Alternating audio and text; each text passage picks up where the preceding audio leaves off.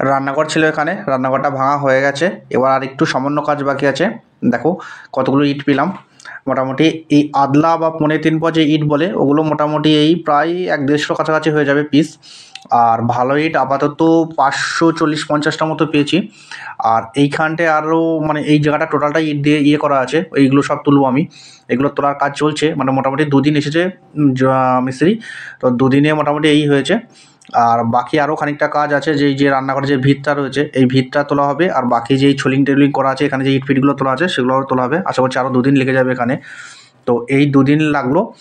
আর এই 2 দিন এইগুলো তুলতে তুলতে আমি একটা কল বসিয়ে নেবো। আমার কলটা একটুখানি খারাপ হয়ে গেছে, একটা নতুন করে একটা কল বসাবো। তো সেটারও একটা ভিডিও দেবো, কত টাকা কী লাগলো এখন 2025 সালের নভেম্বরে কল বসাতে কত টাকা লাগছে টিউবওয়েল। আর এই বাড়ির পিছন দিকটা, ওই পিছন দিকটা বোন দেখাচ্ছে মানে ওই সাইডটাতে আমি কলটা বসাবো, আর পিছন দিক দিয়ে তোমার ওই মোটরের পাইপ আসবে। তো তার জন্য আমি বালি কিনে নিয়ে আসলাম। ঘরের জন্য বালি তো আমাকে কিনতেই হবে, ওটা লরি ধরে কিনবো। তো এখন বালি কিনে নিয়ে আসলাম। বস্তাপতি আমার পড়লো, মোটা বালি যেটা সেটার দাম পড়লো আমার বস্তাপতি 165 টাকা। আর যেটা মাঝারি বালি সেটা বলছে 155 টাকা, আর যেটা সরু বালি ওটা 145 টাকা দাম বলছে বস্তাপতি। ঠিক আছে, এবার আমি তো লরি ধরে কিনবো, আমার ঘরের জন্য বালি লাগবে, 1 লরি কিনবো একেবারে। তো ওটা আমি বলবো কত টাকা কী দাম পড়লো সেটাও বলবো। আর আগামীকালকে কল বসানো হচ্ছে, তার একটা সম্পূর্ণ ভিডিও থাকবে, কত টাকা পড়ছে আজকের ডেটে কল বসাতে এবং কী কী হলো না হলো সবই আমি দেবো। তো সঙ্গে থাকো, সকলকে ধন্যবাদ।